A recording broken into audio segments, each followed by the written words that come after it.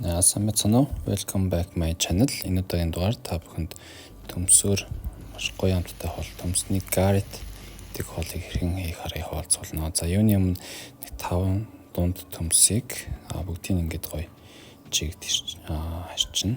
За тэгээд төмс арилгачаар ингээд гоё нарийнхан хэрчүүл зүгээр гараараа хэрчүүл айгүй бүдүүн болчих годдаг.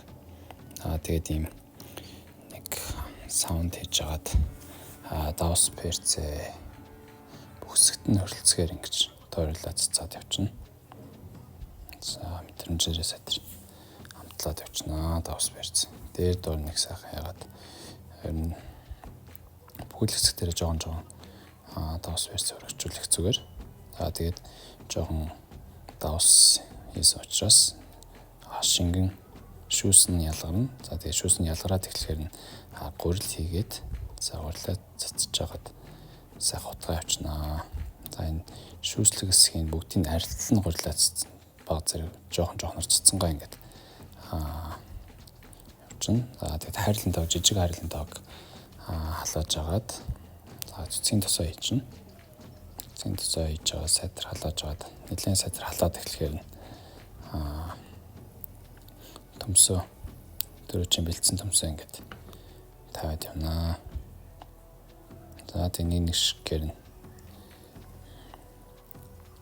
дээр нь ингээд тавиад явчихна. За Garrett гэдэг нь бол Францын хоол маш энгийн боловч үнэхээр гоё амттай болдог. За тэгээд ингээд тойруулаад 1 2 3 бараг 4 давхар болгоод тойруулаад явчихна. За тэгээд доороо наалтахгүй ойлгох зүгээр. Хайрлан тавч зэрэг наалдад хайрлалтайг ашиглах зүгээр. За тэгээд доороос нь халангаа ингэж бүгдийг тавьчихна. За тэгээд төлөгдөх гээд хамар жоон голноос олдуулж агаад тавьчих болно. За тэгээд нэг 4-5 минут сайтар дунд гал дээр халаасны дараа за энэ 3 талаас нь цэцгийн тусыг жоо хийгээд за тэгээд дуудлын хэсэг маш сайн шарагтлан халаагаад өгнө. За тэгээд бас ууранд нь ингэж бол тагийн тагалж байгаа ууранд нь бас болно. За тэгээд ойролцоогны 10 минут дуудлын шарчаад за тэгээд эсрэгтлийн шарыг таганд нь ингэж жагаад явал эргүүлэл их амар. За тэгээд нөгөө талын ч гэсэн ойролцоогны 10 минут сайтар шараа явчихнаа. Тэгээд дунд гал дээр хэтэрхий чанга гал дээр төлөгдөж учраас нэг дунд гал дээр бол маш сайн хайраад бас ууранд нь ингээд доторх төмсийг болгоод явчихна. За ингэж жагаад гамбан дээр тавиад цаацсан. За ерөнхийдөө ингээд бол Garrett гэдэг бол минь бэлэн боллоо.